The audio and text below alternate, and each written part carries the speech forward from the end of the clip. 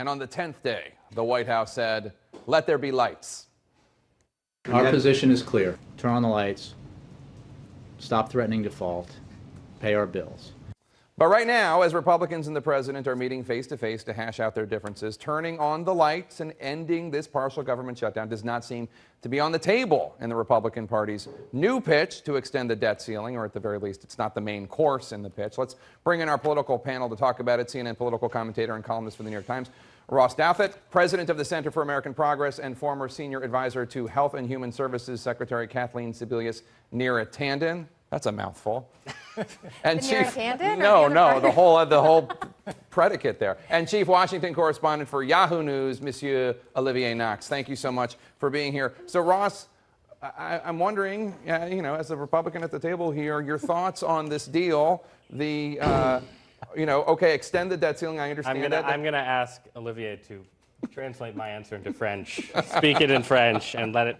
So basically, but not open the government. That's the thing. Why not open the government? I'd say the hope today for those of us on the political right of center who think that perhaps, just perhaps, the Republican Party doesn't really know what it's doing in this particular moment. The hope is that. But you want it to, and you want it to thrive. Who wanted to thrive is that this gambit by Boehner leads to a situation where, perhaps through Senate Republicans attaching a continuing resolution, perhaps through some card that's so far up Boehner's sleeve we haven't seen it pulled out yet, that first we get this 6-week extension, then you get a continuing resolution, then you get negotiations, and so on. The problem is basically for Republicans that if you lift the debt ceiling for 6 weeks but continue the government shutdown, you're basically saying, well, I'm going to give up on that whole murder-suicide thing and just concentrate on slitting my own wrists, right? Because that's the basic politics of it. And, there are lots of conservatives, not that many, but, it's a big country, so there are lots of conservatives who think this is a good strategy for Republicans to follow. They are all mistaken. There is no evidence that shutting down the government helps the Republicans in any way, and it's not going to achieve any objective that is worth the political damage. It's possible, there'll be some concession at some point from the White House, but nothing that's worth this kind of fight. So anyway, I've said enough. I think I'll just. Okay, you can exhale. I can. Olivier, the 5% poll number. The American people, according to a new AP poll, only 5% of us approve of the job Congress is doing. You don't find that as contradictory with the 98% re-election or recidivism rate that I do.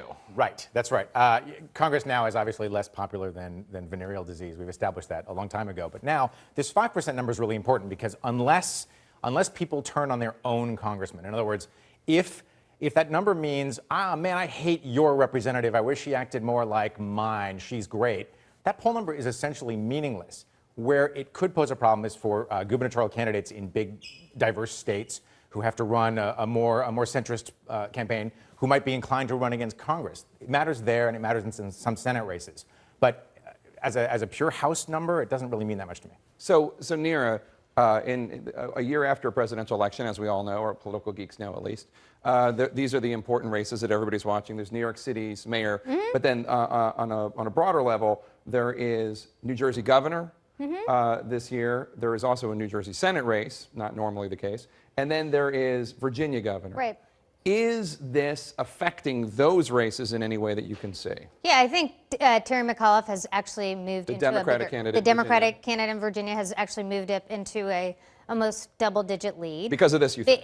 And it's over the last week or so, so a lot of people are pointing to the government shutdown. He was a few points ahead. Now he's moving to 9, 10, 11 points ahead. So I think that's an issue. I think what you're seeing, I hope what we'll see in the next few days is more and more Republican senators who do run statewide, and I think this goes to Olivier's points. Republican senators recognize that a government shutdown is a horrible disaster for them. It's hurting the brand of the Republican Party, which is at 28%, lowest level in decades, and that really redounds negatively to them. So my hope is that Republican senators will join with Democrats to have an end to both of this hostage taking, and that you'll see because you hear from Republican governors, Chris Christie, who's running right now, Yeah, he's a 2-to-1 lead over. Two to one This is lead, great. and This is is great for Chris attacking Christie, the House right? Republicans. Yes, because he's Chris attacking Christie the House has Republicans. he has brand separation from the congressional party in a way that Ken Cuccinelli doesn't. So for Christie, if you're a New Yeah. Jersey voter, you say, you know,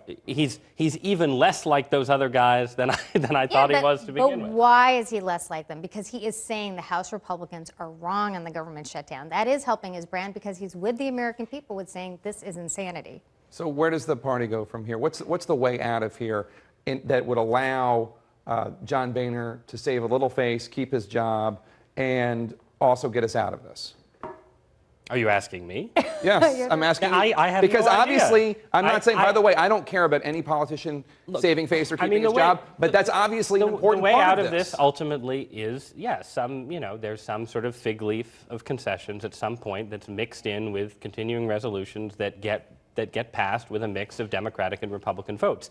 The issue here is that Boehner clearly feels like he can't go all the way down that path yet without basically having his party in the House fall apart around him. That's what- And what I don't know is, it's not that the path is unclear. I don't know what the tipping point is where it becomes politically viable for Boehner to take that path. And maybe this gambit with the 6-week extension is the path. And I'm pretty sure there are people around Boehner who think it is, but I'm not sure how that works. I think actually Ross sort of charted the path forward pretty well in his first answer, which is you're already hearing Senate Republicans talking about attaching spending measures that would reopen the government to this debt ceiling lifting bill, which we haven't seen yet. So let's hold off on that. But you're talking about a situation in which the House could vote on its own pure version of this legislation. It goes to the Senate. Senate Republicans attach measures reopening the government. It goes back to the House. Now Speaker Boehner's hands are essentially clean. And he can go back and say, look, we're up against the White House and both parties in the Senate.